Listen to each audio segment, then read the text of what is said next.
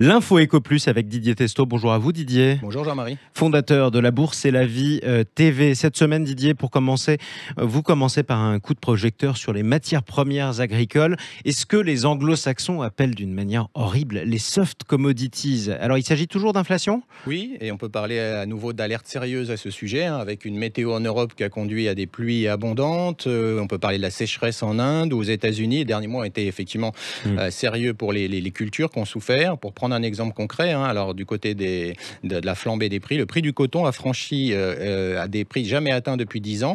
Je parlais la semaine dernière des prix de l'énergie, de tsunami énergétique en cours, là aussi, on voit que c'est important du côté des matières premières agricoles. Il ne faut pas oublier ce qui se passe ici, parce qu'il y aura un effet bien sûr au rayon fruits et légumes qui se fait déjà sentir.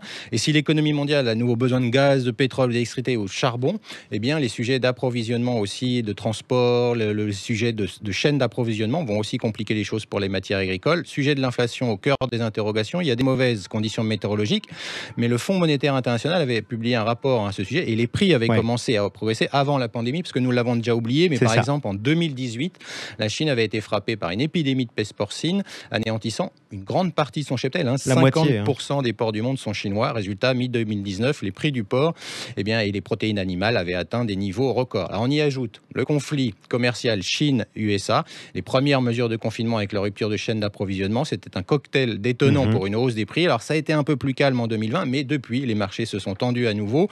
Par exemple, les taux de fret maritime mesurés par le Baltic Dry Index, une mesure des coûts du transport, a été multiplié par 3 au cours des 12 derniers mois. La hausse des prix de l'essence, pénurie de chauffeurs routiers, on avait eu l'occasion d'en parler en Angleterre. Certaines régions font grimper le coût des services.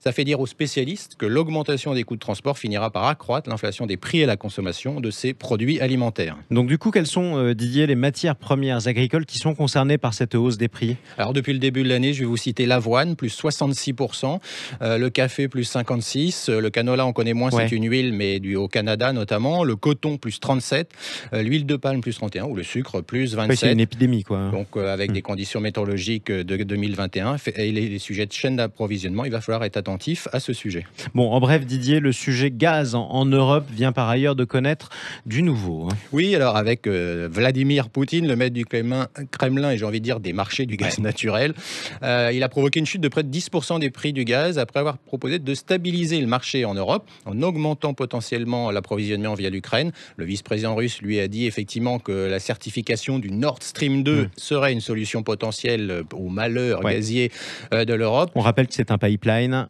qui nous dessert, qui nous sert du gaz. Donc les commentaires de Poutine avaient surtout bien sûr une vocation géopolitique, pas forcément très détaillée, mais le message était assez clair. Vous pouvez avoir tout le gaz que vous voulez à l'avenir, il vous suffit juste de signer en bas. Alors on le voit, l'indépendance énergétique de l'Europe n'existe pas à ce jour et dépend de la Russie, et c'est pas forcément durable. Sans compter d'ailleurs les mauvaises relations en ce moment entre la France et l'Algérie, l'autre fournisseur de gaz. Didier, il y a un marché peu connu, sauf par les amateurs, qui est celui de l'art contemporain, et ils volent de record en record. Oui, entre la panique de mars 2020, l'arrêt ponctuel des enchères, la mise en place de transactions digitales a contrebalancé la fermeture des galeries et des maisons de vente. C'est un rapport de Art Market et son président Thierry Herman qui a réalisé les études, qui est le fondateur d'Art Price. Il dit la création contemporaine a mieux résisté à la crise sanitaire plus que toute autre période grâce à une stratégie d'offre toujours plus dense. Et donc on a des records. Il y a eu les NFT dont on a parlé ici avec des prix étourdissants obtenus par de très jeunes artistes qui ont transformé en profondeur le paysage. Hong Kong est devenu la deuxième ville du marché de l'art après New York. Ça, c'est aussi important. Et puis, quelques chiffres que je vais vous donner pour terminer. 40% du produit de vente, c'est la Chine qui est la première plaque tournante aujourd'hui de ce marché de l'art contemporain.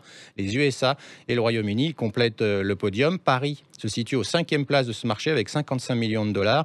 Et puis, on parlait dans les artistes connus, Banksy entre dans le top 5, toute période confondue, derrière un Picasso, Basquiat, Warhol et Monet. Vous voyez, ça bouge aussi dans ce secteur. C'est quand même incroyable, mais la culture n'est pas en crise. Au moins, c'est la bonne nouvelle du moment. Merci beaucoup Didier Testo. Merci. Fondateur de La Bourse et la Vie TV. Et on retrouve cette chronique, l'Info Éco Plus, sur la page YouTube de Sud Radio.